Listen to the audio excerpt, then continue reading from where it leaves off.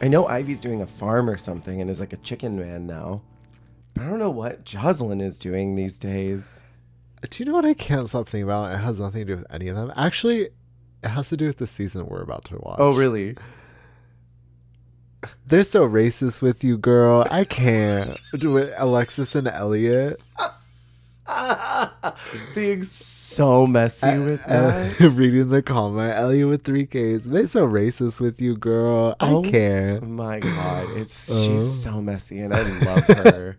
Like, I want to know if she knows that she's messy, or if she just doesn't have any idea that she's so messy. It's just so funny. Like, anyone else would have just said nothing. Right. They would have not even read it.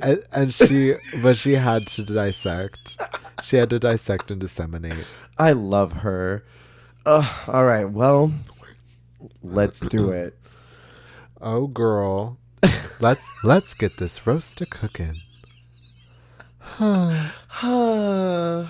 I love Farrah too, that messy bitch. We are back with Jessie. Hi. Hello.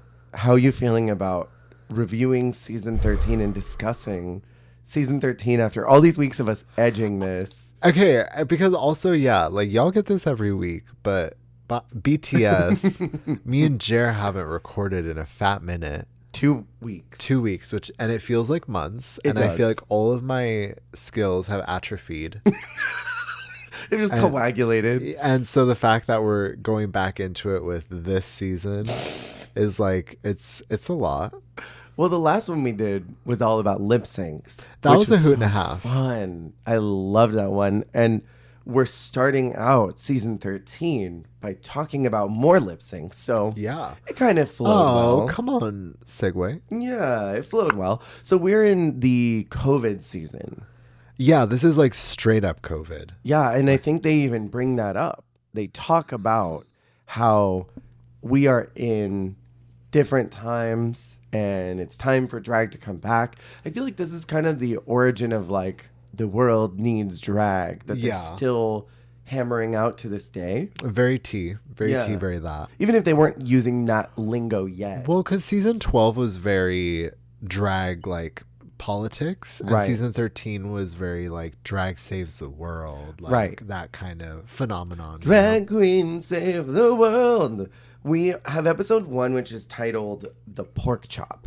Do you have a favorite pork chop of all of them? Since, I mean, we're really hammering in on legacy today. Oh, wow. Oh. I think, I'll let you think. Mine is Layla.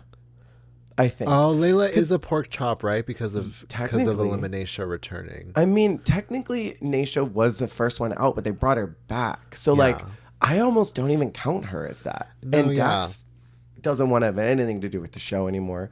So, like, except for Maddie's wig.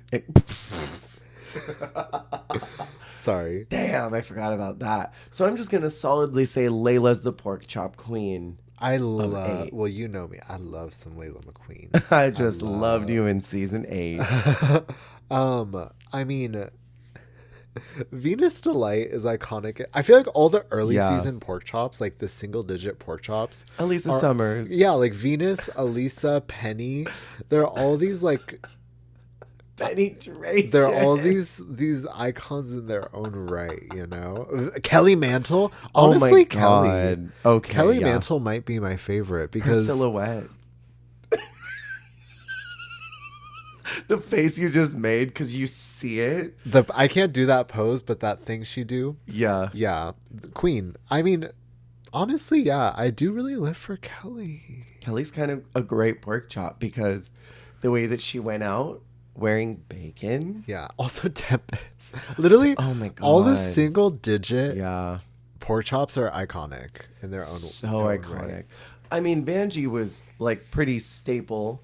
And like, I think maybe that's the only double digit because our pork chop of 11 is a beverage that we won't name. Our pork chop of 12 was Dahlia. Miss Fierce Brock Ally? Is she on 12? Dahlia is 12. Wow. We just talked about that. And then this one is... Kamora. Not Kimora. Kamora.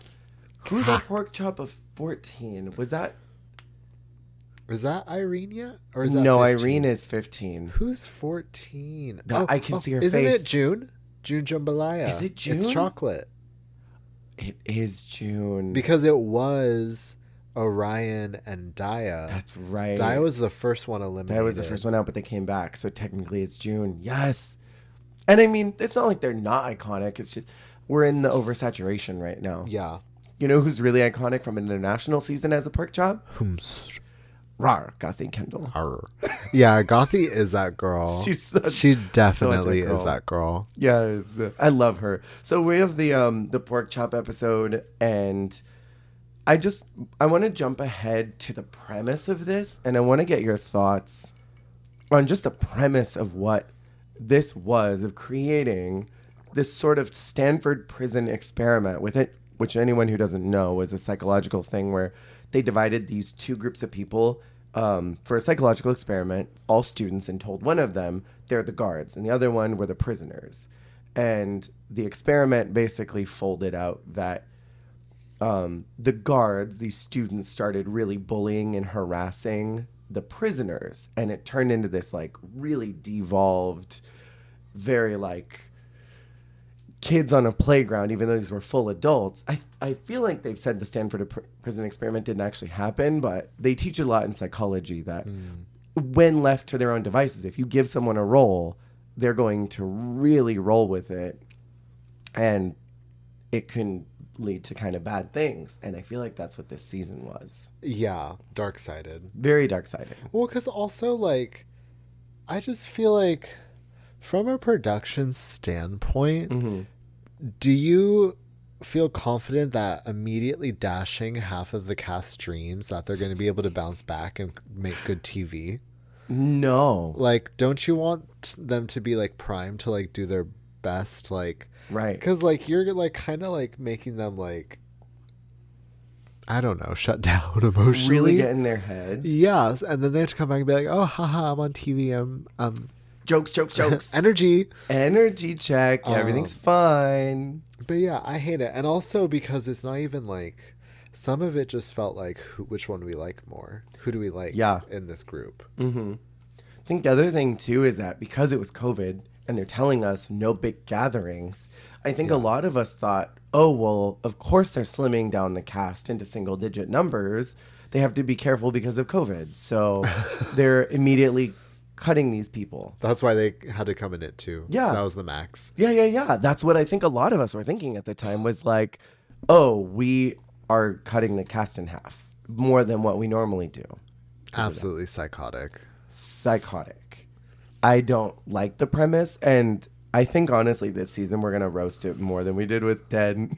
It's possible. It's very possible. It's possible.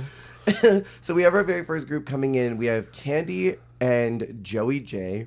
I remember at the time they only released those first 2 coming in and then stopped right before the lip sync. Yeah. And I remember we got so much of both of them in those first like 2 weeks of prior to Drag Race dropping. Yeah. I remember seeing so much of them and everyone being so gagged about Candy being there. Yeah. And I remember that was a really big deal. So they do a little Q&A, like a pageant, and they then immediately tell them, you're lip syncing. Carly Rae Jepsen's Call Me Maybe starts playing, which was such a good first song for this season. Candy does her little thing on the boombox, her little June box. How would June you call Jambalaya that? box? It's jeans. Oh. Remember the jorts and the dress? The Joom Jocks? She pressed Jart on the Joom Jocks? Yes, exactly, on the Joom Jocks. And then she, kind of obliterated Joey in that lip sync. Madam Chicken. Do you have a problem with chicken feathers? I need to know. Okay. We got to talk about this because that was a point of contention at the time. Isn't that like, I don't know. Is that classist? That's what I was about to say. You can't afford ostrich? How dare you? Wearing chicken feathers. But also, like, what's the... Well, because to me, chicken feathers just look like party feather. Like, party city feather.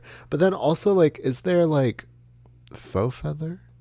I don't know. I mean, there's To be, fake like, feathers, ethical. right? Yeah, Like plastic. craft store feathers. So like, is that the only fake feather option? Because like, anyways, Did they look that bad though? I mean, they were shedding. That was Sure. rough. I mean, the only thing is like, ostrich do look a certain type of way, Well, yes. It's so beautiful in Lux. but like, I don't know. I feel like We're in the middle of COVID. Nobody's got money. I feel can't like fault. you can say, okay, here's a good example. Mm-hmm. You don't have to be like those aren't Swarovskis, like those are plastic. Like you just say like those stones look bad. Like those stones are dull. Those stones look cheap. Right. Like, and I feel like that's more of a succinct read. Yeah. Like you can just say like those feathers look shit. Like you don't have to like call out what bird it came from.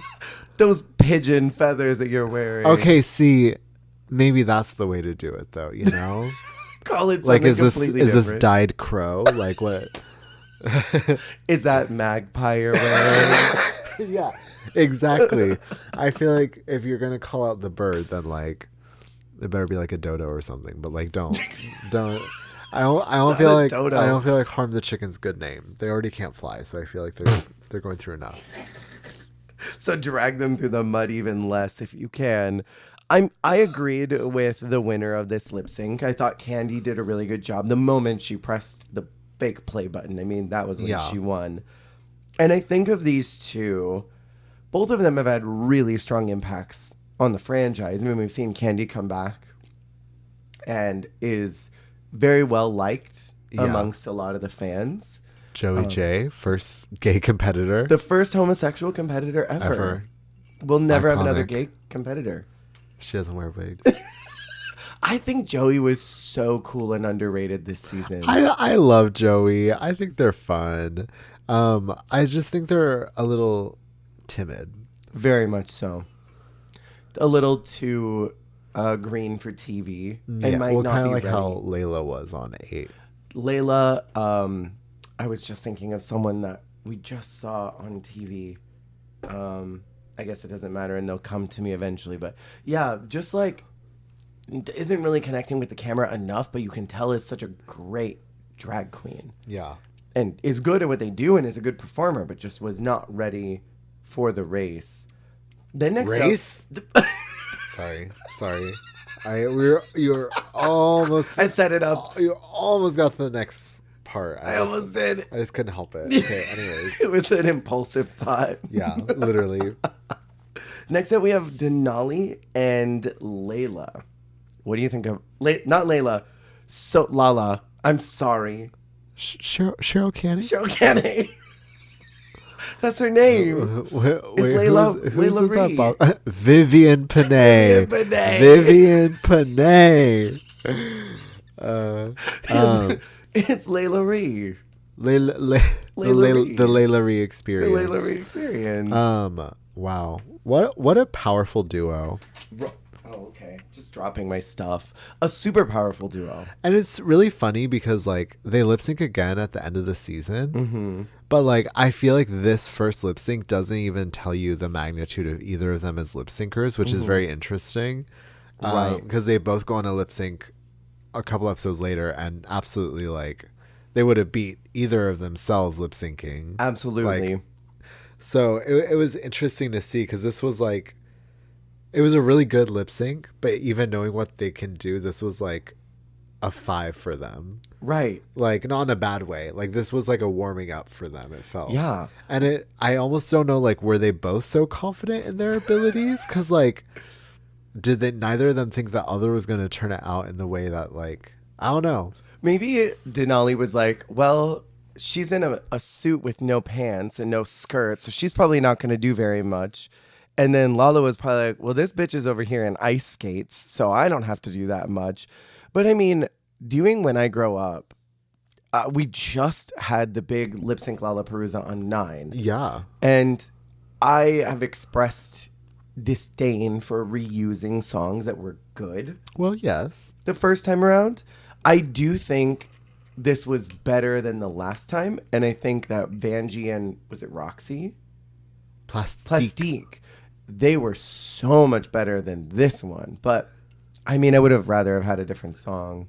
So would you say the hierarchy is like Coco's, Plastique, and Vanjie's theirs, or Plastique and Vanjie's Coco's theirs? Plastique and Vanjie at the top. Period. And then this one was the lowest one because, I mean, they were both doing their best, but it was like, it wasn't that good. I wasn't impressed. It's crazy to think that like if Lala Ree had like decided to move in that other direction, Denali could have killed her when she did that cartwheel. Oh my God, could have like literally murdered her. Kind of reckless, but go off. Well, I mean, I wish that they would have told them ahead of time. You're going to be lip syncing. Yeah. So they didn't just show up. I mean, it's Drag Race, so anything could happen. But like, they should have let that poor girl take her shoes off. She could have killed herself. Well, yeah, like they must. Why did they not say like a performance-ready number? Because I'm thinking like, Yeah. I mean, they probably didn't either for 10, the other season we hate, because like Mayhem was in a gown and stuff like that, and Mayhem wouldn't have been in a gown. And I think that they don't want to tell them because they don't want to affect their entrance look. If I had to make a guess, if they tell them, come in something you're ready to move in or whatever. They don't want everyone coming in a bodysuit, you know, for their entrance. Then, like, I wonder if the girls could change. Because do you remember in season 5 when they got them wet? Coco came in that pantsuit. Well, you have to be a fierce diva who works it like Coco. Yeah. I feel like you have to demand. Right, because she was in a bathing suit. Be the change you wish to see in the world. I think Coco said, no. I'm changing. If that had happened to Valentina, she would have argued and been like, no. I'm going to change real quick. Speaking of season 5, I'm so sorry to derail. No, that's okay. I saw someone point out, because I had never clocked it before, that Alyssa Edwards on season 5, for the sewing challenge, she fully just remade her entrance look and like got away with it. She totally did. Like literally like down to like the hat, the sleeves, the body of it. Like she just changed shapes probably because she didn't know how to make it. But like, oh my God. Is that crazy? I never noticed that. If anyone's curious, watch that episode, Tamar, but like you can also look it Why up. Like, is she green? Because Alyssa comes in with like little hat, billowing sleeve, black bodysuit. She makes a black bodysuit with billowing sleeves and a little hat, and she wears the same wig. And honestly, that's fierce for her. That is fierce. And I feel like she wore that outfit a second time on that season somewhere. Undoubtedly. She definitely wore it. But yeah, I don't know. I think maybe if they had demanded, or if Denali in particular demanded, like, I need to put heels on. Yeah. Stop everything. I don't care that I'm in front of RuPaul. I'm going to put on heels. Well, I don't know. No, I feel like if she'd been like, oh, like, hey, I don't want to like kill this person. Like, this is like kind of a safety hazard. Sorry, I didn't realize we were going to be performing, but I don't want to hurt anyone. Well, then also like fucking up the stage too. I know, scratching up that plexiglass, girl. I cannot believe they let her go out in that. Well, even the workroom floor, like, yeah, she went for it. I mean, it's like good for her going in and really going for it, but I think that maybe the ice skates was a bad decision. I feel like you could just carried them. Yeah. Had a little ice skate purse or something. Ice skate earrings. Would love that. That would have been really Love cute. pink. Love pink. So then they send Denali to a lounge, and Joey is there. Yes. And we're confused. They're confused. And they tell us nothing, except that there's photos of all the pork chop girls. So we're kind of left thinking, well, fuck, are they just going to be like, all right, thanks for coming. Now you get to join all the other girls who went home first. Diabolical. Diabolical. It's evil. Diabetical. Diabetical. Next up, we have Simone and Tamisha. Iman is coming for you to show the girls what I can do. And Tamisha was actually, interestingly enough, cast for season 12. Yeah. And so was Ken Moose. Could you imagine Candy and Tamisha on 12 in replacement for probably Dahlia? Because Dahlia was the last minute subbing. And Jaida. Do you think Jada? Wasn't Jada like given like less time to prepare than everyone else? Was she a sub-in? Well, I know she had less time. Oh my God. I know she had like a week less or something. Maybe. I think she was a sub. What if Jada was on 13 in some alternate universe where the two of them were on 12? Her and Simone having the ultimate slay off. Oh my God. Wow. Everything happens for a reason, clearly. And then it would have been Jada and what's her name? Dahlia on 13. Yeah. That would have been wild. Tamisha would have been so interesting on 12 because it would have been her and Sherry as Ugh. I'm sorry to bring her up. Sorry, it's like Beetlejuice. It would have been them as like the old school queens. I want to see Tamisha Iman in that political challenge. I want to see Tamisha Iman's platform. How far do you think that she would have gone? I think World's Worst would have been rough for her. I think Grey's Anatomy would have been rough for her. Definitely Grey's Anatomy. So I mean, there would have been some hiccups. Yeah. How far do you think Candy would have gone? We're alternate universing right The now. ball. Oh, fully the ball. That would have been such a train wreck. Damn. Yeah, you're right. Definitely the ball. Guys say, Yeah. I think this is probably my favorite lip sync of the episode. It's mine Simone too. and Tanisha. Tanisha. The Pleasure Principle. I just watched, I think Tanisha is her name. Yeah, I just watched House of Villains. Yeah, Tanisha. Oh. The I ain't gonna sleep cause of y'all. Y'all gonna sleep yeah, cause yeah. of me from Bad Girls Club. Anyways, Pleasure Principle, Janet Jackson. I also love a lip sync where it's like two very different styles. Mm-hmm. Tamisha's really going for it. She really goes for the Janet thing where Simone is more doing like modern twists to it. She's doing her little Simone twist on the twist. Yeah. And she looked so good. Yeah. Loved both of them in this lip sync. My favorite part of the way that this kind of ended was Tamisha saying, the lady said go home. The lady said go home. The lady said go home. So of these two girls, they're both really iconic. Tamisha's been doing drag forever, has some really iconic drag kids. And I almost feel like Tamisha was this season's Nina West, where she was so hyped up, had such a huge legacy behind her. I see that. And I don't know if Tamisha managed to get to the place that she needed to go to, you know? Well, it's tricky too because I mean she is at a disadvantage. Mm-hmm. She's not at her like prime. I don't know if Right. that's mean to say, but like No, it's the same as like Kitten Caboodle. Kitten was great, but like Yeah. was not at her prime. and like they did fantastic, but they also had their own challenges and hurdles to overcome. And having a colostomy bag Yeah. the whole time. Insane. So I feel like, you know, she was doing the best that she could with her deck of cards. Mm-hmm. Meanwhile, Simone is also an interesting one. I feel like she was one of those people that didn't, those moments where they win. Feel like I don't think she won until very late in the season. Oh yeah. Some girls come in like Jinx, season 4's Redacted, Raja. Some of these early season girls, like they win within episode 1 and 2. Like Yeah. they secured their spot. We already know they're gonna win because of just how well they performed. Yeah. And I feel like Simone was one of those that was like sort of in flux through a lot of the season. Like I thought it would be Olivia. Then I thought maybe it would be Denali. I thought maybe it'd be Rose. And then I thought it might be Mick. And then it was Yeah. like, oh wait, it's Simone. Yeah. Like she kind of snuck in near the end for me as solidifying that she won. She felt like in Top Model, just one of those girls that like always had a good picture. Mm-hmm. She reminds me of like someone like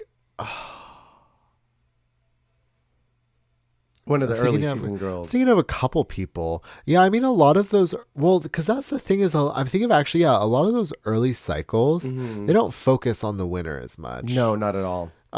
Like yeah, those single digit cycles. Like most of them, it's those other girls. Like for instance, like 6. You have people like Joni. You have people like Jade. Who I mean, I don't think you think Jade's gonna win. But you have all of these characters that are kind of the center of it. Yeah. And creating like all of the what is that called? The drama, Yes. the juice, Yes, the flavor. the flow, the spice. But then there's someone like the Simone who is like always there, always stable, always doing amazing. Yeah. So yeah, she is very that.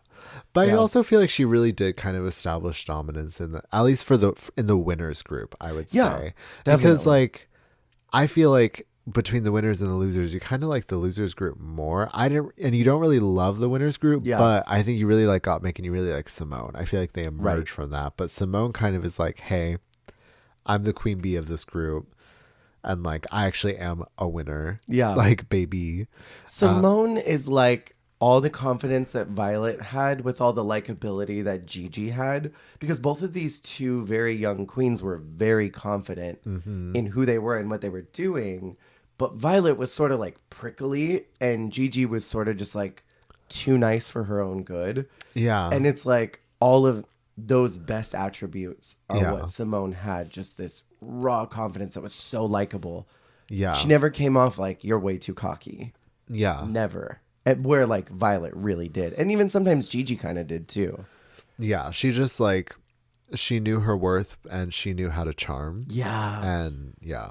It's nice to see that, especially in a young queen, because I feel like we don't see that terribly often. Yeah. Where someone is so young, so polished, has the attitude, but the drag to back it up. Well, she seems like, well, she has a lot of humility, I think, in the sense too of like, she knows what she can't do. And like, Right. she's not one of those young queens who's like, I can do this, I can do that, I can do that. I feel like Simone, Who else like, can lip sync in 5 other languages?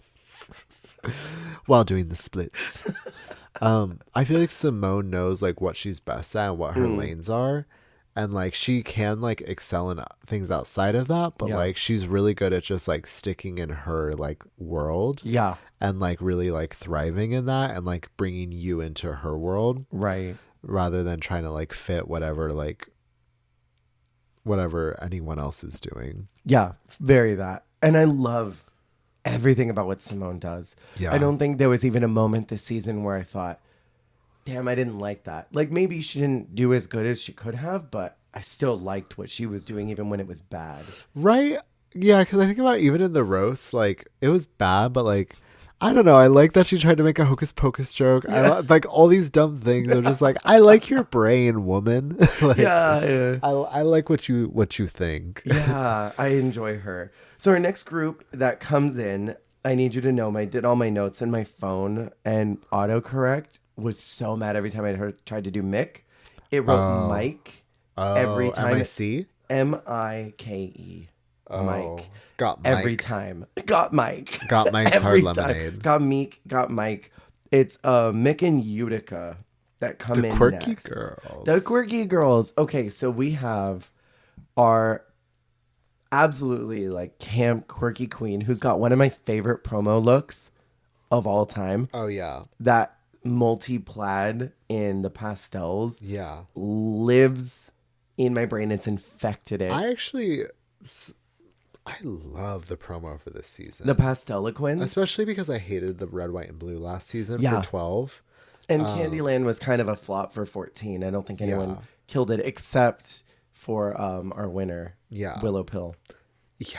But like this season was so good. Yeah. The like retro-esque, like it was kind of like Eight's promo on steroids. Like it was really soft, it was really retro, it was really glam, like it was just so cute And good, well executed. yeah. It turned out a lot of great, like what's the word, booking photos and shit for all these girls, because you know that's like your photo forever, but I think a lot of them Literally. were really good. Yeah. It was super strong for all of them. And Mick being our first trans male Yes. being cast, such a huge deal. And I remember thinking like, oh my God, we're going in a great direction here. And I was really excited for what could happen. And unfortunately, we haven't done so yet. We've had a Yeah. lot of trans women, which I love. Yeah. I would love to see more trans men. Because we have the only two in the whole franchise, if I'm not mistaken, are Mick and Denim. Oh. Unless there's someone in one of the international seasons that I haven't watched. Those are only trans men. God, I fucking love Denim so I much. love Denim. Love Denim. I need them to be on a RuPaul season and be seen by Ru. Rupal. RuPaul, look at this denim. Look at this denim. They both lip sync to Rumors by Lindsay Lohan. And I just want to say with Love and Light, this is a fun lip sync song, but they were both horrible at it. Utica was falling apart because that hair was not correct and the bodysuit was not correct for that movement. And I don't love the way that Mick kind of like angrily lip syncs in a direction. Like Delta is a lip syncer who lip syncs to something. I don't know if you've ever seen her perform it live, but Delta will pick like one light bulb that she's looking at and she'll lip sync at that light bulb and she'll kind of like look at you and make eye contact, but then she looks right back up as she's lip syncing. It was perfect in I think MacArthur Park. She like took her bangle off. Right? Yeah. Remember she was lip syncing to that? So like there's some performers that they'll like pick something and look in a direction and lip sync. Mick picks a direction and like goes, I'm lip syncing in that direction. And I don't like that. Blue Hydrangea does this too. Where like there's a certain amount of physical exertion that's happening in lip syncing because dancing is not a physical natural thing to them. Right. If that makes sense. Like because there are certain girlies where it's like the music starts, you start inherently wanting to move because you like dancing, you like a rhythm, whatever. Right. But if that is not your instinct, you thrash.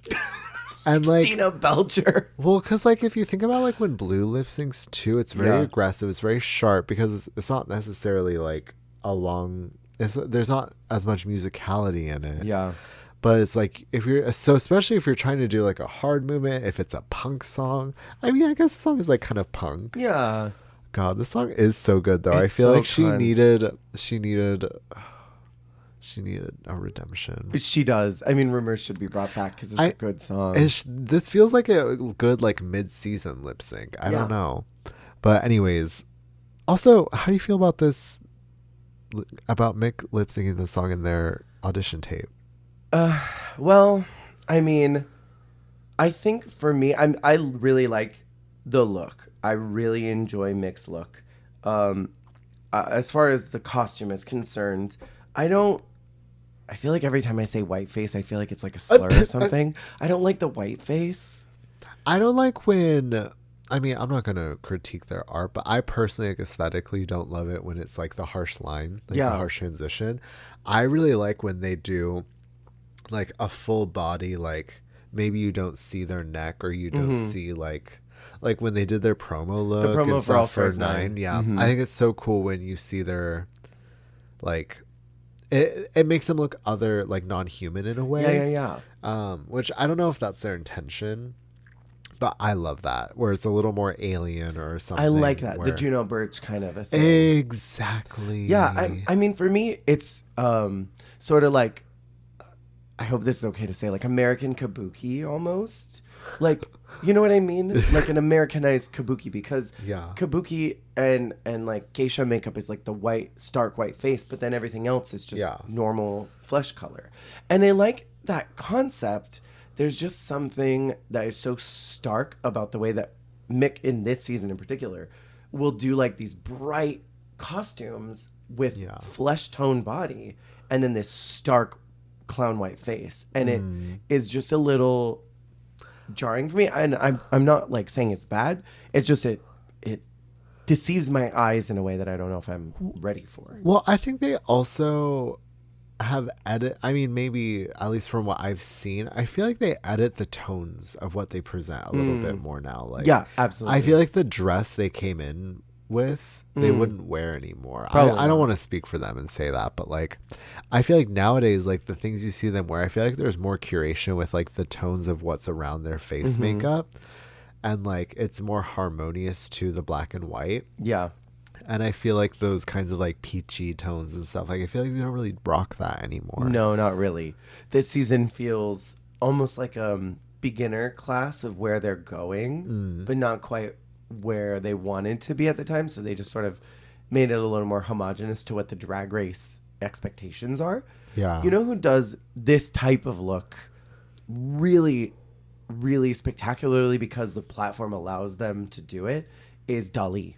Dali does from Dragula. Yeah. Dali does these very stark white faces, but then will like have all these really intricate lines and stuff to sort of make sure that it's sort of like this is a separate head, but it was popped on this body. Yeah. And so it is sort of like freaky and cool and really like crazy artistic because the Dragula platform allows them to do that. Yeah. I don't know if Drag Race as a franchise would be ready for that type of makeup.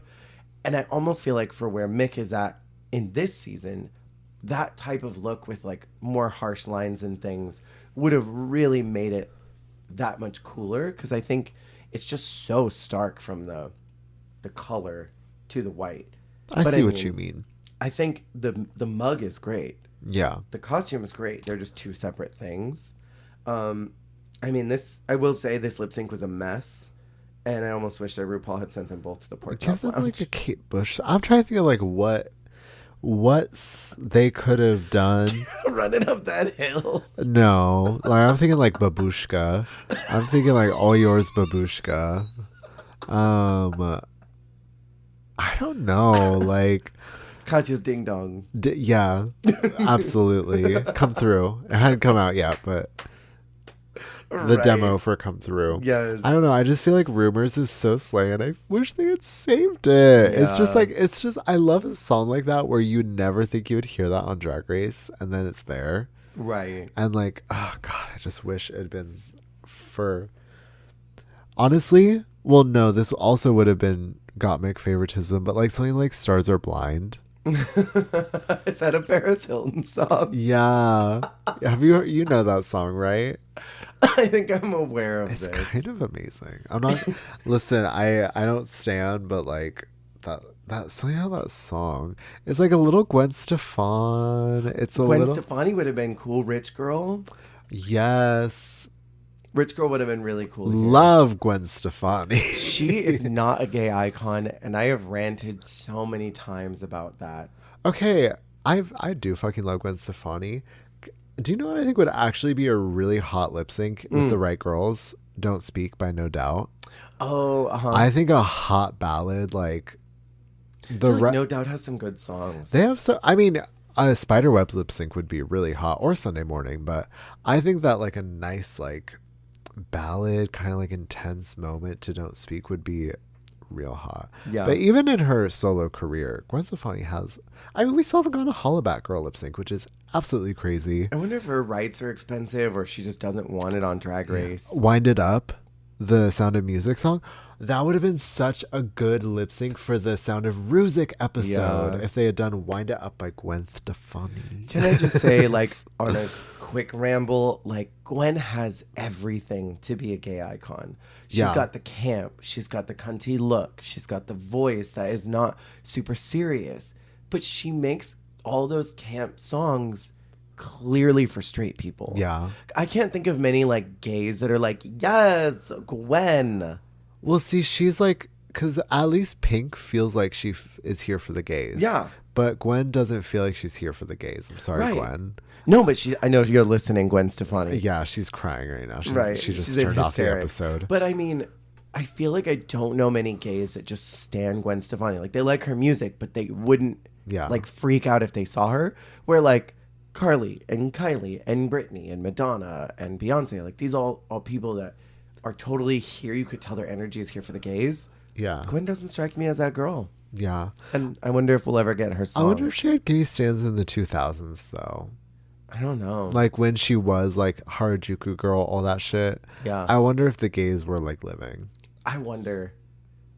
Because, I mean, that would have been pre-gay marriage acceptance or even Wow. just rights. So, like, her Harajuku era, if there were gays that were standing her, I don't know, they probably were pretty quiet.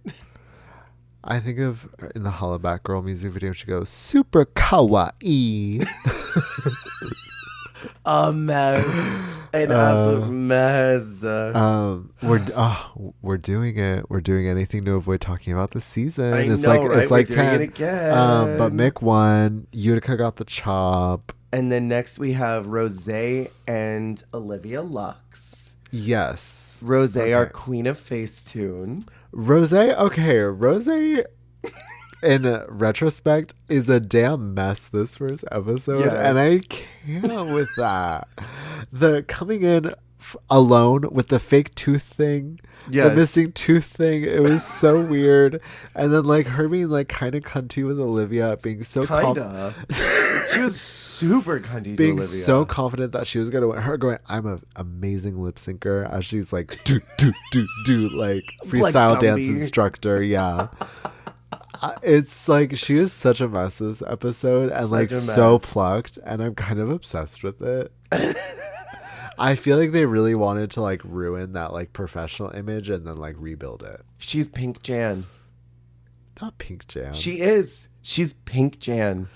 Why does that sound like a virus or something? Oh my god, it does, doesn't it? But Pink, I mean, Pink Jan has spread across who else is Eurasia. a Jan this season? It's Rose. Theater kid, a Yeah. little salty, overconfident, but did win some challenges. But she is literally Jan's girl Sister. group sister. Yeah. Mhm.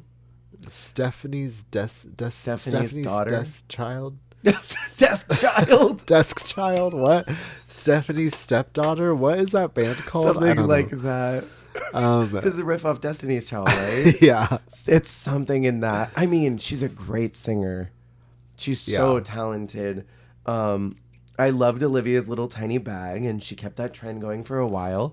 There's been some recent tea about Olivia and about Utica that both of them were really hamming up the kind girl thing when the cameras were on, but that they were bitches when the cameras were off. Ooh. I don't remember who was talking about it recently, but one of the girls was talking about it, how the two of them were absolutely so faking it. And I remember when we got to Congeniality, I remember all of us thought that it was going to be either Utica or Olivia, and it was Lala. And it's because they were like, the two of you are fake as fuck. Well, okay, because I Who's know this we're seeing on TV? a little bit of that with Utica crept through into the actual show. Yes, they we saw that in addressed the it a roast. little bit. Mm-hmm. But with Olivia, it more so seemed an annoyance because, like in the same episode in the roast, when she was presenting that character, it seemed like everyone was just over it. Like it felt like Yeah. they knew she was putting on. Like, we're tired of this shit. Stop it, girl. But it was so unfortunate because she is such a superstar, especially in the first half of the show. Yeah. She really like had a chokehold on the first half of the season. I thought she was going to win. A lot of people did. I remember watching and be like, damn, she's definitely going to be at least top 3. But I still love that she, this is petty, but I love that she beat Rose. I think it was just so great that she beat Rose. And like, This is the first one I disagreed with, though. You thought Rose won? Yeah. I think Rose was too stiff. I think that Olivia had more personality. And I think that from a story perspective, Yeah. I think that that is why they kept it. It was like a David and Goliath type situation. where it's like and it's like Rose, like, yes, you're perfect, you're polished, but you're a little dull, you're a little like too professional, buttoned up. Whereas Olivia's a little more like raw and like new and fresh, but she has a lot of personality and a lot of charisma. Yeah. And so I think that also was a signal to Rose of like, see, you can have all of these things, but if you're not bringing things like this, that's my perspective. I get that. I just really didn't like either one of them lip syncing, but I liked Olivia's just a little bit less. Plus, I hated that pink lemonade dress. Oh, the pink and yellow That like split halfway down. clunky. What fabric? Hold on, I'm gonna pull up the wiki because I gotta look at this again. It was like that ruched. Yeah, it was like this really thick. Is that like crushed velvet? Yeah, looks like it. Also, the first of the tiny purses. First of the tiny purse. I love the tiny purse. I also didn't like the hair. I thought the like really nice coiffed evening with the side pony was like, what are we doing? It's here? a bit mess. It's a mess. And then I mean the really big earrings, but she looked beautiful. Beautiful face. Beautiful. But yeah, I just did not like the way that crushed velvet looked on her. It was so bulky and blocky. I would have maybe liked it if it was like a spiky type thing where they sort of bled into each other that way. But yeah, I disagreed with this lip sync, but that's a personal thing. X's and O's is also a really good song too. I was gonna say that was. I feel like it could have been better, but yeah, Yeah. it was a good song. Then we get to our final group. We have 3 girls. Yeah. What do you think about a triplet in comparison to all these duos we've been getting? I think it's unfair to the other 2. So unfair. But I mean, in that case, Elliot would have won, so it's not like I'm mad, I guess, this time. But I never like a 3. I hate when it's a lip sync Lollapalooza, lip sync anything, and then there's 3 left over. Yeah. Like when it was Anitra. 14. Yeah, Anitra Jackson. Oh my God, who was that? What is her name? I keep wanting to say Olivia. I know what you're talking about. It's a biological woman name. No, it's not London. We don't have a London. London Lux Noir Lux London. Lux Noir London. We got there. London Tipton. London Noir Lux. London Noir Deluxe. London Lux Noir. Maybe a biological woman name like Lux. Oh, Olivia Lux. Wait, Olivia Lux. Wow, Olivia Lux Noir London. Anyways, one of those split personality runways. I was gonna say the Wheel of Fortune before and afters. But yeah, this last group I really can't. I have 0 energy for this last group except for Kimora. I love Kimora. We have Tina, Elliott, and Kimora doing Lady Marmalade's. I think it's just Lady Marmalade, right? Is the song? Yes, the Moulin Rouge version. Streamala did it better with that clunky breastplate and that horrible blonde hair. Yes. Get your yaga with the titties fucking everywhere. Yeah. I don't remember who she was against. She was a mess, but I loved her. Was that that wasn't Bandit. That was who was the other girl that was there? I'll remember later. So Tina, as far as we have heard, never did red, yellow, and orange before this. And suddenly decided that she had to make her brand fire. I need to turn it and burn it. We have Elliott, who is all these accusations floating around her. Girl, they're so racist with you. They're so racist with it. But, like, there's all these things about the microaggressions she was saying on set. And she's come forward and saying that she probably did. But she was like, but I was raised in the South, so I didn't know better. And it's like, that doesn't feel like a good excuse in what year was this? 21, maybe 2020. And like, it's so unfortunate that she is such a lousy person with that, because I really liked her this season. She comes off so likable and like so kind. And I was rooting for her and I felt bad that she went home.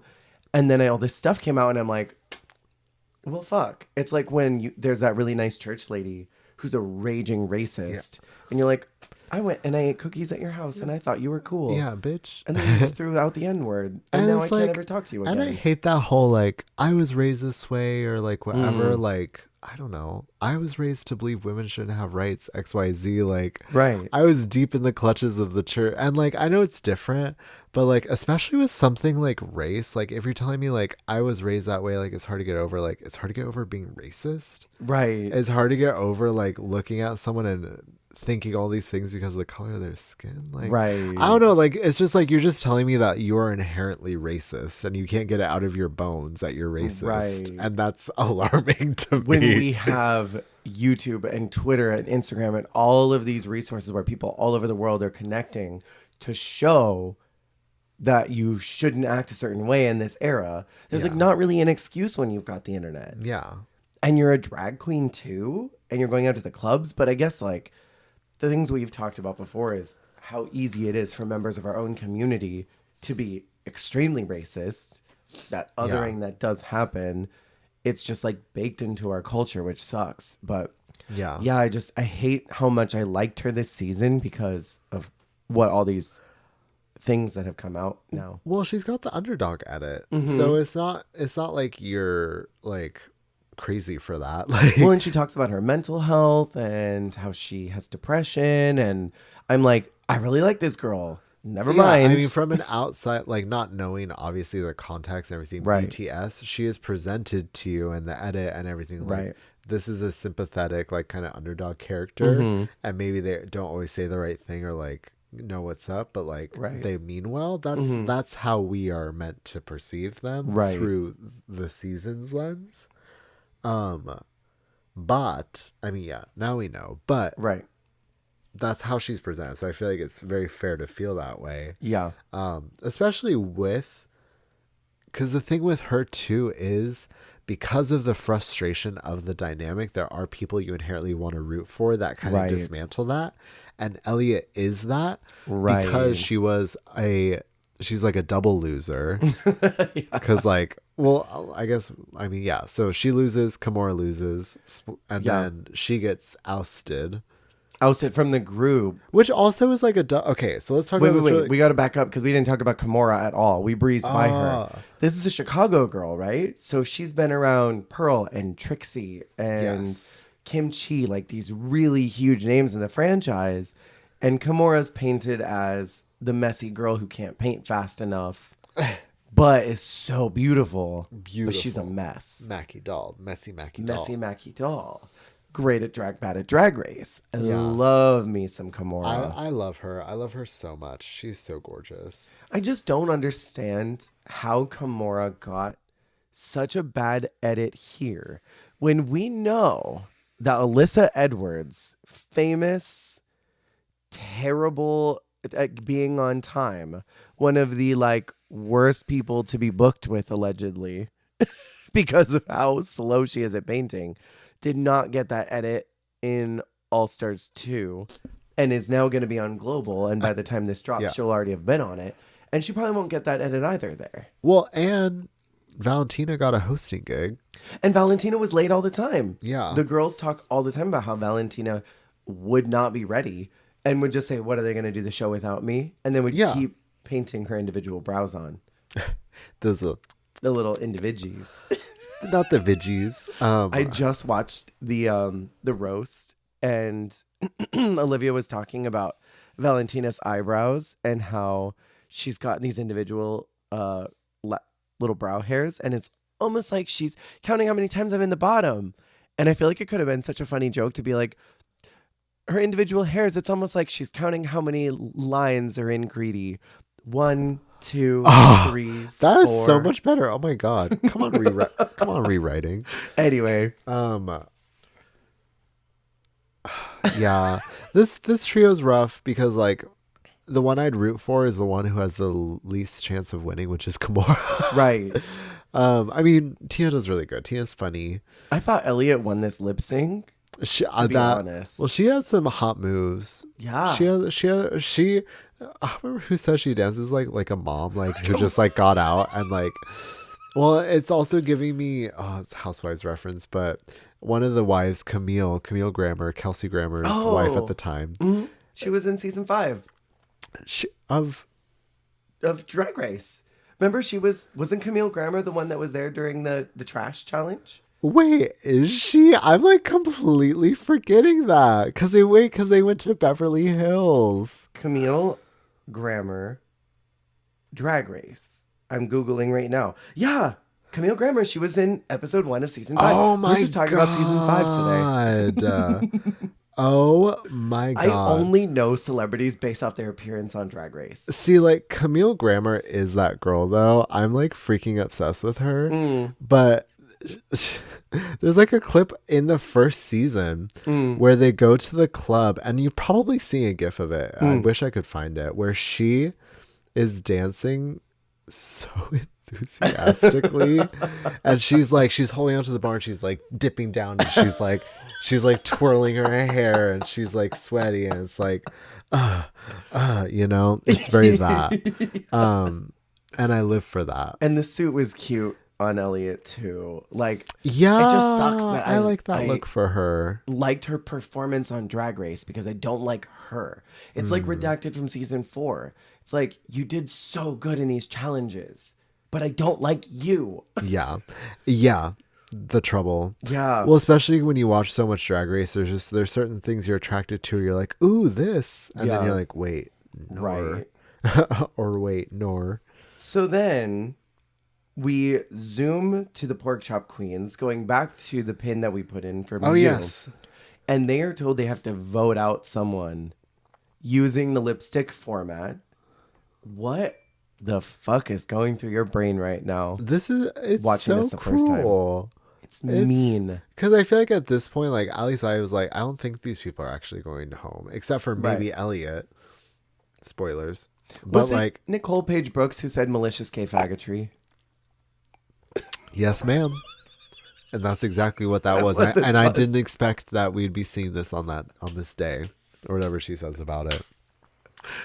It really is though. And so then it's a tie between Utica and Elliot. Which is wild.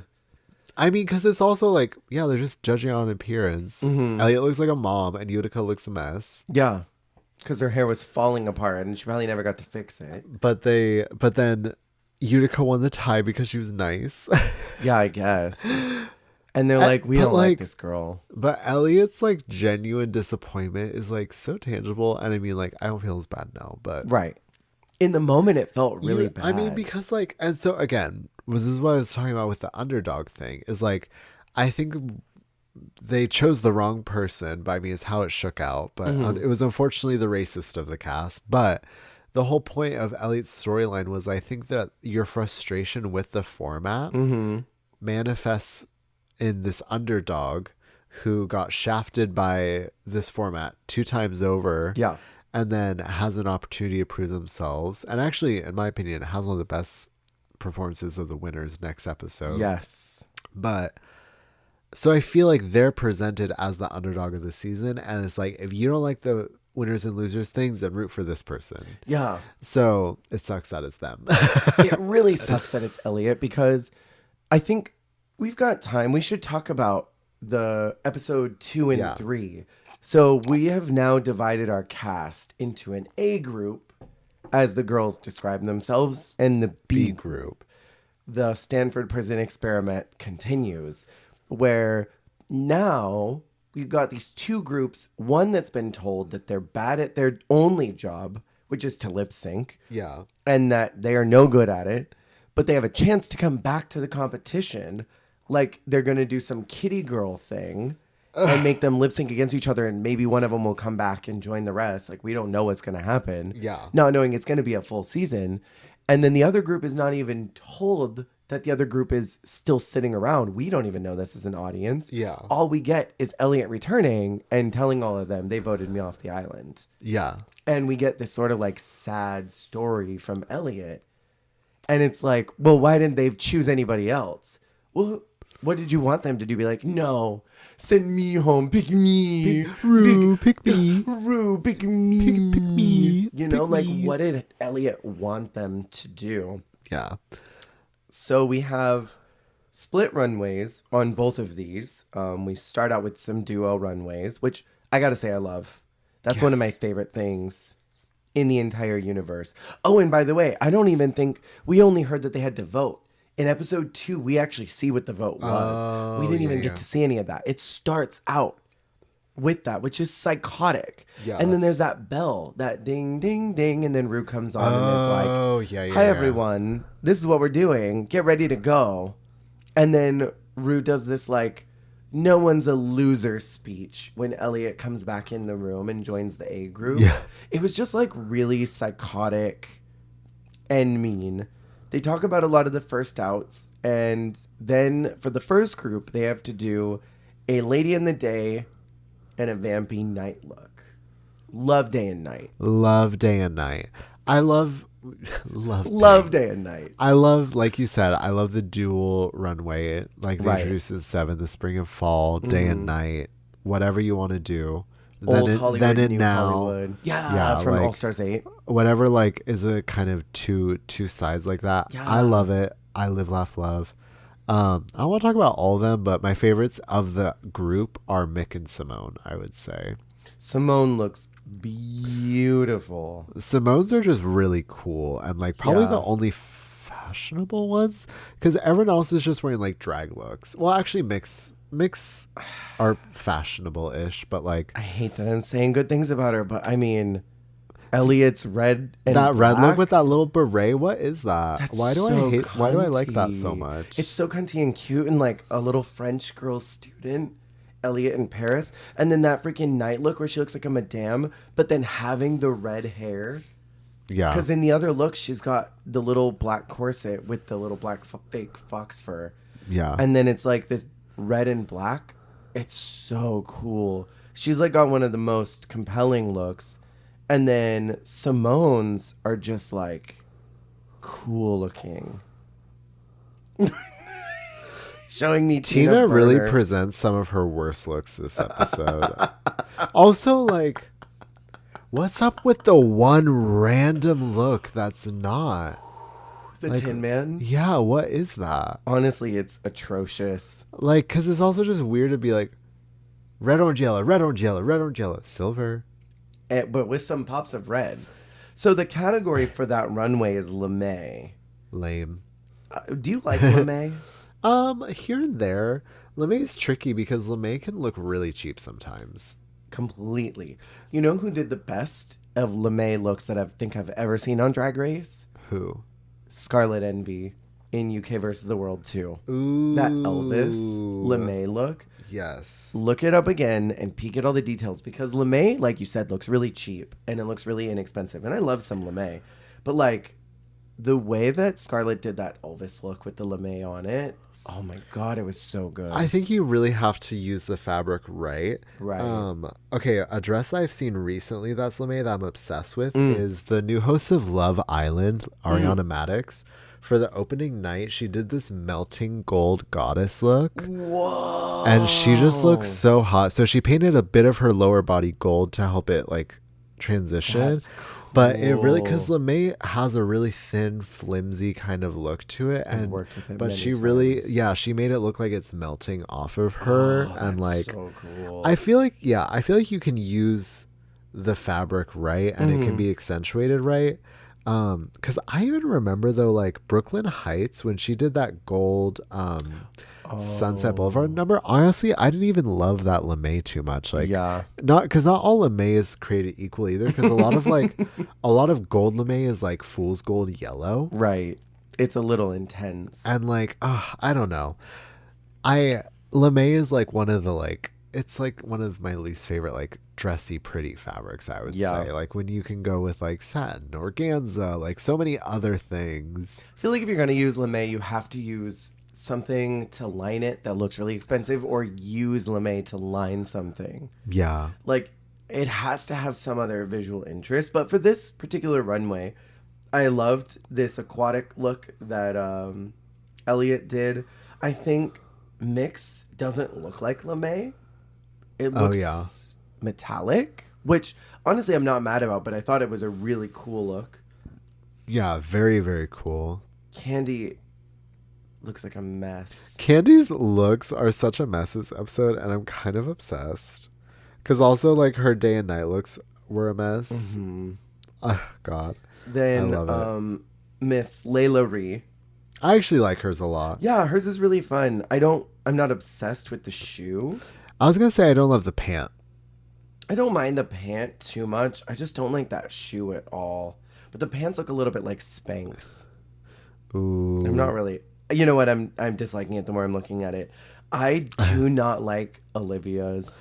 I at remember all. liking it so much more when it aired. The hair is cute. This ain't it.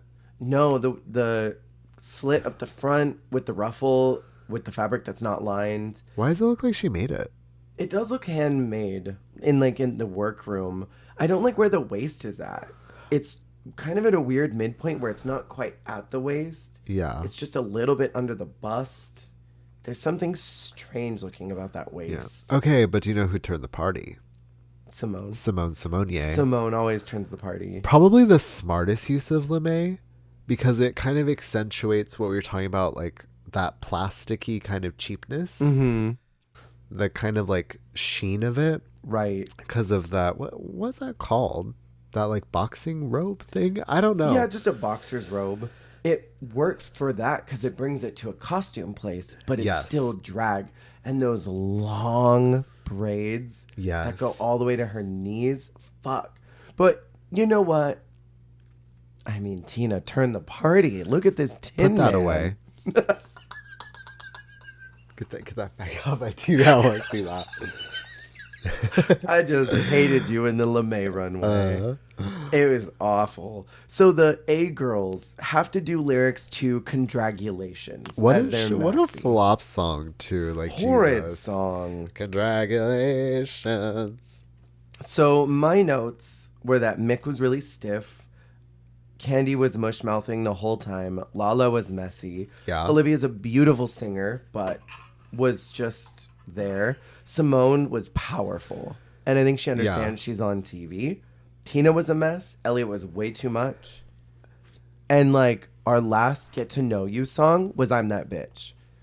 And we have Condragulations, you're number one. And my only thought is I'm comparing this to I'm That Bitch. Oh, I'm and that see, bitch. that's hard. I'm That Bitch.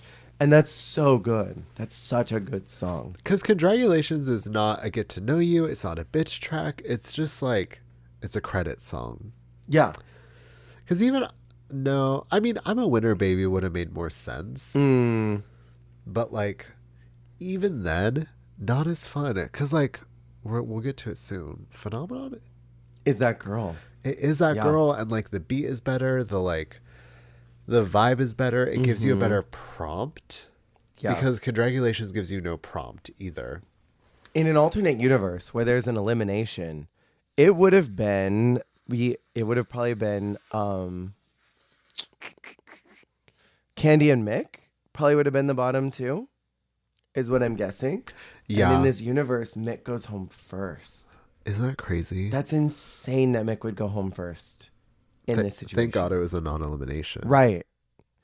And then our top two is Olivia and Simone. And they lip sync to Dula Pipa, Break My Heart. Great song. Dula Peep always delivers as a lip sync artist. Yeah. I think she's I hope we get like Illusion and some of her new stuff in upcoming seasons, because I feel like people respond to it. I feel like it's one of those things where it's like they already know the Dula Peep. Yeah. Have they done Hallucinate? I can't remember if they've done Oh my gosh, Hallucinate. they do it on. Oh no, Jimbo and Jasmine. Right. When Jasmine does the backflip and then the split forward. Yeah, Hallucinate was so good. I mean, But that's a great song. They also do it on UK3, so you'll enjoy that. It's a good lip sync too. I love that song. But yeah, Break My Heart was great. Simone wins. And then we move into episode 3, which is called Phenomenon. So we basically have a mirror of the A group where they have to do Lady and the Vamp. So it's very similar in concept to Day and Night. We're just having a little more of a silly theme added to it. Yeah. We've got this story about Kimora being super late to the point where they literally show the judges like sitting yawning, like filing their nails, wiping their butts, using a squatty potty, and then it flashes to Kimora and she's still painting her face, and then they're like eating popcorn and reciting Shakespeare, and Kimora's still painting. It was so ridiculous. And it's so funny because like her mug is so simple on these looks too. Right. Well, and we've been to a Drag Race filming. We know how much time goes in between a camera reset and a battery change, that it could be like 30 minutes that they're just sitting there waiting for cameras to set up. So even if Kimora was back there still painting her face, they were probably still waiting for some light tech to come out and turn something on. So like all those shots, we know that they were just hamming it up to make her look stupid. Yeah. But so we've got the looks. I would love to hear your thoughts on, let's start with Denali. I like her vamp look, don't like the lady look. I'm not a fan of the lady look either, but I like the color on her. I think it's something about the hair. Yeah. Joey J, our first gay contestant. This power lesbian, I can't. I hate can't. both of them. The lady look especially is all kinds of atrocious. It's like Real Housewives of like Tucson, Arizona. It's like Tucson is so specific. She drives a Range Rover and like, and then in the vamp look, she drives a Tesla. Oh yeah, a Cybertruck. A Cybertruck. So what do you think about Kimora? They're both so simple. I love the lady look because of the fascinator, but then I don't like anything else about it. I like the vamp look because the cross, I don't know, it's giving hot sacrilege. I love sacrilege. Yeah, me too as well. I'm so into sacrilege right now. Me, yeah, do you- love sacrilege. Love sacrilege. What do you think about rosé? Okay, the lady look is kind of a mess with that yellow wig. I can't with the wig. The helmet. Yeah, it really is yellow Lego hair. Like that is like for real some Lego ass hair. Like that is like that Ron Weasley number. I don't like her cheap art purse. Okay, I like the idea of the R as a purse, but like It's I badly don't constructed. like when it's this kind of like painterly or sketchy look, but it literally looks like fabric that you sketched on yourself. You know what I mean? Like I like when the fabric has a certain finish to it, where it's like this looks like professionally like couture made fabric, Right. with a really specific print. Because to me Right. that is luxe, like to have like a really like gorgeous fabric in an impossible print that like you could never buy in a store, Which I love. yeah. I think it's interesting. There's a lot of really cool parts, but it is kind of badly constructed. The vamp look is very confusing to me. She looks It's like it's a McQueen look. Is it? It is. It's a McQueen Interesting. recreation. She looks like a lampshade. Yeah, sexy She's lampshade. like sexy lampshade. I don't know.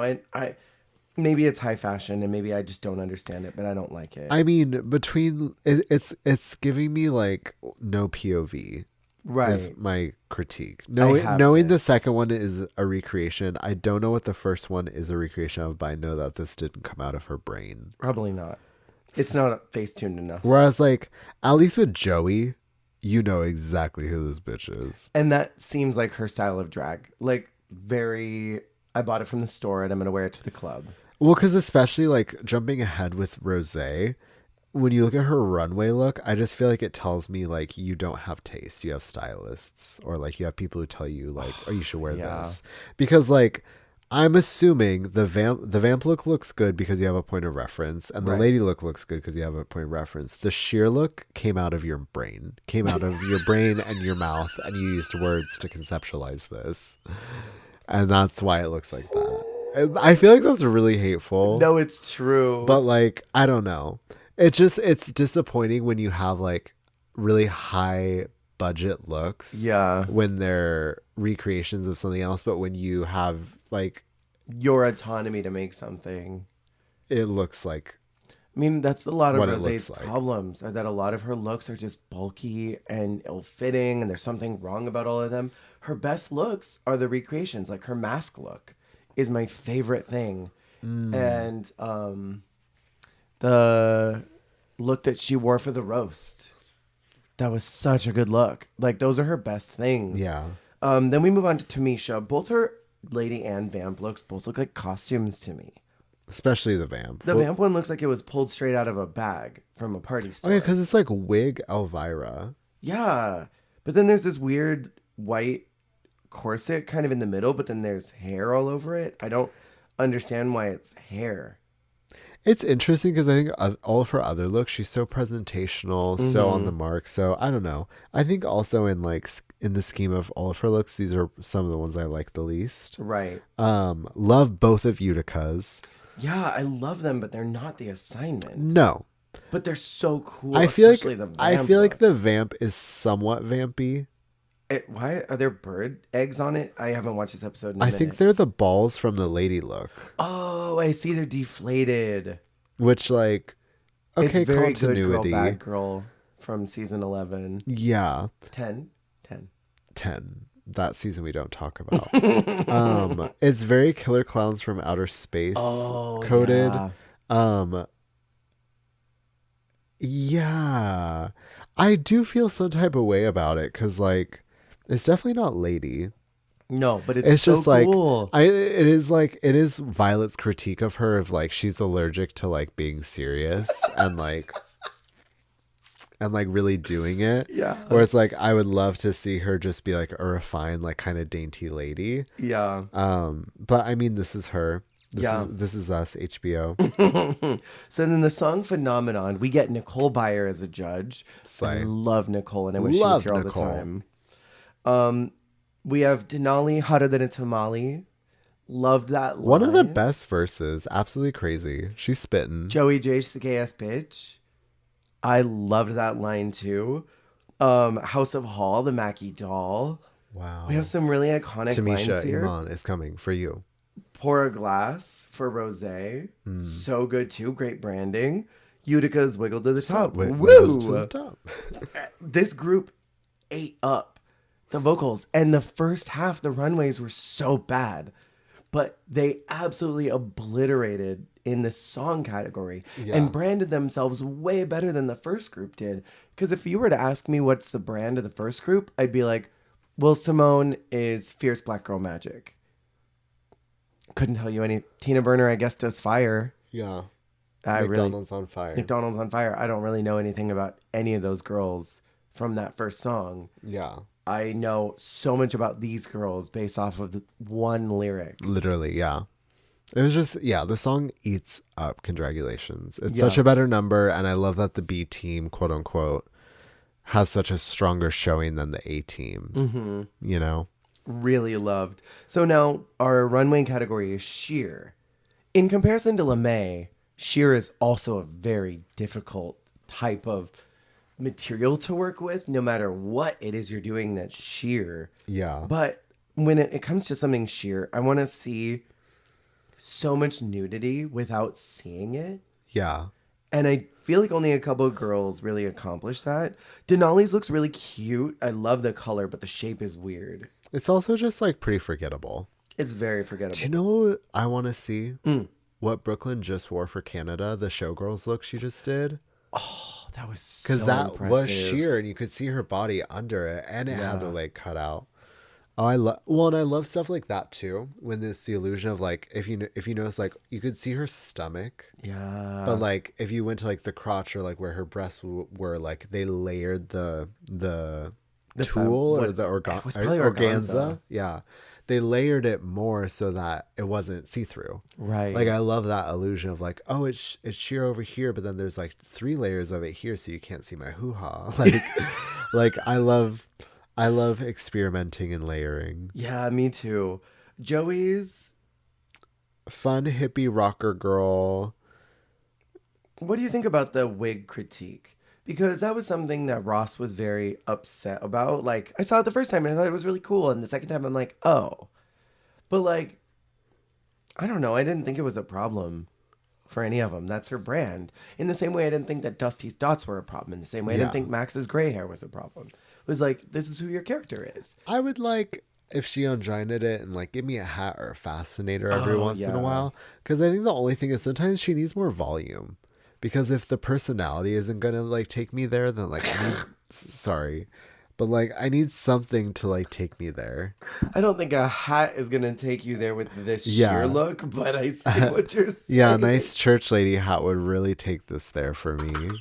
A nice wide brim, a nice American Horror Story Coven hat on top of this would really do it right. Okay, but Kamora's look.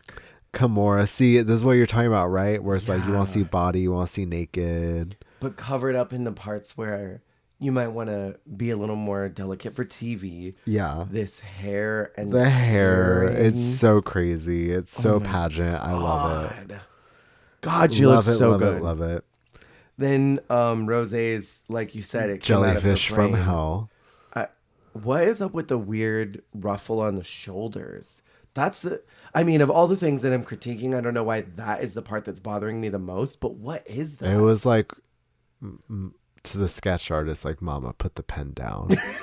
Like, they drew a dress, and then they added sleeves, and then they added ruffles, and then they added more ruffles, and then they made the sleeves trains, and then they added, like, extra layers. It's like, stop sketching, stop adding. Remember when Akira put on 4 wigs for the first episode and was just like attaching more wigs to that? It's like that. It was like, here's some more tulle. Let's put more on. let's do 15 bolts of tulle. Yeah, it was a lot. I love Tamisha's. Love Tamisha's. Tamisha's is so gorgeous, so classic. She looks so like stun. a table setting. You know, like when you wrap up your forks and knives and Yeah, stuff. with and that you fancy on things. Yeah, it's Yeah. giving Thanksgiving. It's so cool though. Utica's does not give me sheer at all. It gives me a Little House on the Prairie, but I'm Ooh. obsessed with it. Yeah, it's giving me like she Renter. listens to Fleetwood Mac and she smokes weed and has like a dog named like Roger or something. Roger. That like she swears can like sniff mushrooms. Like, and then they go truffle hunting together. Like, it's giving me that, but I like it. You know, when you have a dog and you go truffle hunting, and you Yeah. listen to Fleetwood Mac. Yeah, That's what you did. 'Cause he was here, a Utica. rescue, and like he has breathing problems, but he can't smell the mushrooms, and like, you know how You're it twirling be. in the bog outside your witch hut. Do you twirl in the bog like me? Are you saving rescues like me? Oh my god. Okay. So yeah, that is the looks. We have Denali and Roseanne top 2 to If You Seek Amy. Such a good song. Such a great song, and Denali killed it. Denali killed it. She ate up that lip sync. Yeah, I love a Denali lip sync, and I mean, obviously the 100% Pure Love is iconic, but this one is so good, and it really shows her like she's one of those people that like she does choreo naturally, where like they have like an instant understanding of like I can do this. Like Shay does it too, Yeah. where their dancing looks like planned choreography, and I love that. So in an alternate universe where Mick went home first and was a pork chop queen, who goes home in this one? Because I Kimura. think it would be Kimura as well. I think it's Kimura and Joey sends Kimura home. Absolutely. 1000%. Kimura being out second. I think it would have gave Joey a fun underdog moment, you know, but I mean, Kimura was, she was doomed regardless, but I'm glad that they, especially for the losers, didn't make it a elimination episode. That would have been so awful. Yeah. But we've got our first set of groups. The B group was better. The B group was better. And you know, it's funny because like we lose the B group more and more like as the season goes on. Because whenever there's usually a trend of like when they split it and then they bring the split groups together, there's one group that always thins out first. Yeah. There's the group that lasts and the group that doesn't. Like Yeah. in season 6, I think the second group.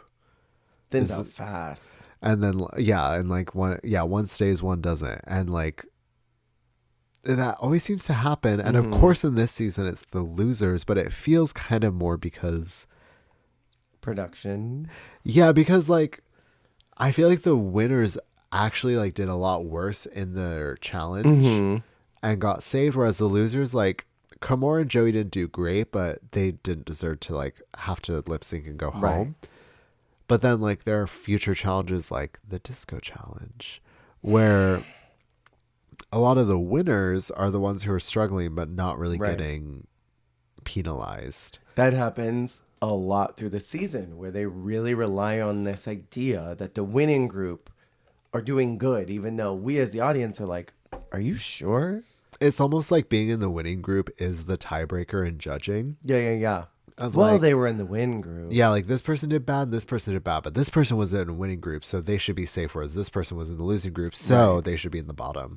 Like it feels like that a lot, where it's like they just can't catch a break almost. And like I think it's shitty, but it does help also build sympathy and support for the B group. Especially as they thin down and we lose really iconic B group queens. Yeah. Like Denali in particular. Yeah. Well, and I think that's also why she was so beloved, because like she made a big impact right away and then like immediately showed why she is a winner in her own right, because she like slayed this episode. But then all season, like the chandelier look, all these things, you see instances, the disco challenge of like, I'm doing great and I feel like I'm not being treated as the winner I am for it. But that makes you just love her more. I agree. But that is the end for this week. Next week, we'll talk about the remainder of the season, which I know that you're just as excited as I am to talk about. Because we got to get through the disco-mentary. We got to get through that social media The rusical. social media rusical. I feel like that is not the last bad musical. It is. It's the last bad one because And then we get Moulin Rouge. So, then they hired new people. They hired clearly someone. because Moulin Rouge onwards, there's something in the water. What was because, the season 15 one? That was really good. Wig Loose? 15 was Wig Wig Loose, Loose is 16 so was good. Sound of Music, but then also 6. Is that or 7? Was it We got 8, Joan. 13? No, I mean on UK. Oh, UK versus yes. the world 2. What is 6, 7, 8? 7 the musical. Sorry. 7 was 7 so the musical. good. But yeah, Joan. Yeah. Was there a musical for the All Winners season? There was not. Which That's I'm actually crazy. really bummed about. That would have been such a That good is musical. so crazy. And I don't think 6 had a musical. I don't remember that. I don't think we had a musical in 6, which is also wild. Because that was a great cast. That would have been so good. And then the one that Rosemary's Baby was also really good. Yeah. Not a soaking clock. I could not believe. Yeah, the new musicals have been really, really solid. Yeah. It's the last bad one. And we got to talk about it next week. Yep. That one feels like them and Farmer Rusical came from the same cocaine brainstorming session. You know what I mean though? Like I feel like Social Media Rusical and Farmer Rusical really are two sides of the same ugly coin. But the Madonna musical was so good. Yeah, what happened? What happened in between these two horrible musicals? Well, and also Cher, if it wasn't live, would have been a lot stronger, I think. Because the songs themselves were bops. And the Cher musical is pretty good. The only thing that hampers it is the live singing. Yeah. I honestly would rather it the pre-recording. I think that is so much better. I know people are like, but I want to hear the Queen sing. I don't. Yeah.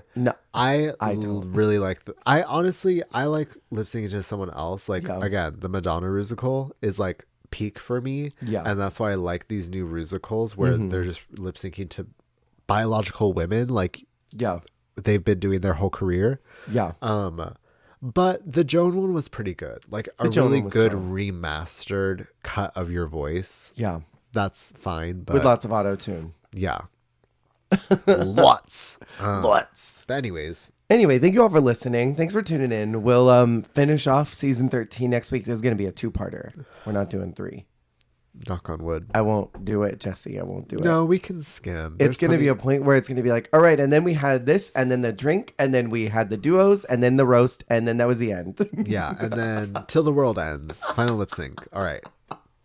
Thank you all so much for listening. Remember, you're doing a fantastic job. You're doing the best you can, and that is all you can do. Goodbye. Bye.